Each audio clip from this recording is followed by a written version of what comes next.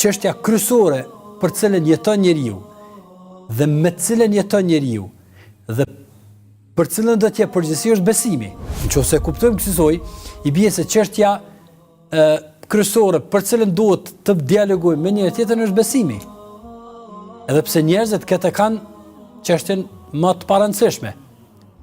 Madje ti rrallë njerëz të cilët ulen, bisedojnë, debatojnë bazë të rregullat që do t'i përmendin për çështjen e besimit.